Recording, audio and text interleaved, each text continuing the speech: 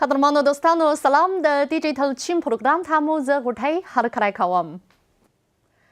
اوس په چین کې له 2015 کال څخه تر 2016 کال پورې د سکي وهلو موسم پیل شوی او د دغه هېواد په شمال کې د یخ او واورې له سیلانیز کمربند څخه د جنوب تر مصنوعي يخونو او واورينو ډګرونو پورې د یخ او واورې چارې د اقتصاد د باکيفيته پرمختګ خوځنده ځواک ګرځېدلې دي.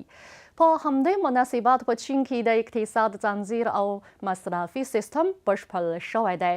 نو زه به په نننۍ پروګرام کې د ګڼو شمیرو له مخې اړوند معلومات در سره شریک کړم.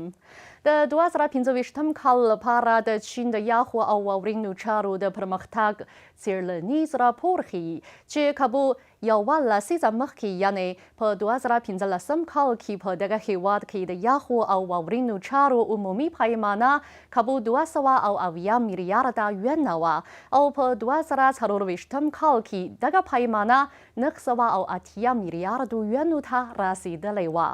اوس اټکل کېږي چې په 2015 کال کې به دغه پیمانه له 1000 میلیارده یوانو څخه هم پورته وي. د 2015 کال تر مارچ پورې په چین کې د یخو او واورینو چارو په اړه د تصدیو شمېر 18,492 ته رسیدلی و.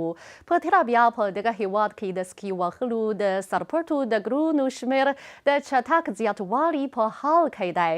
حال دا چې له 2014 کال څخه تر 2014 کال پورې د سکي وهلو په موسم کې یې شمېر یوازې 15 و، خو له 2023 کال څخه تر 2024 کال پورې یې شمېر 950 ته پورته شوی دی. د سکي وهلو سرپټي ډګرونه په عموده توګه د چین په جنوب کې جوړ شوي دي. د ګراس په چین کې د یخبازي د ډګرونو سیستم هم بشپړ شوی دی.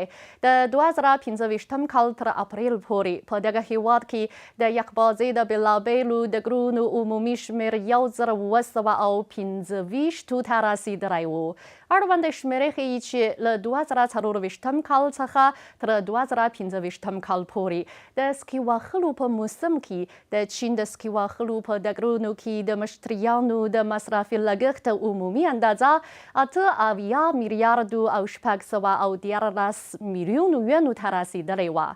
په همدې موده کې د سکي وهلو له ډګرونو څخه په 2 کیلومتره قلمرو کې د مصرفي لګښت د عمومي اندازې د زیاتوالي اندول 28.9 سلنه زیات شوی دی.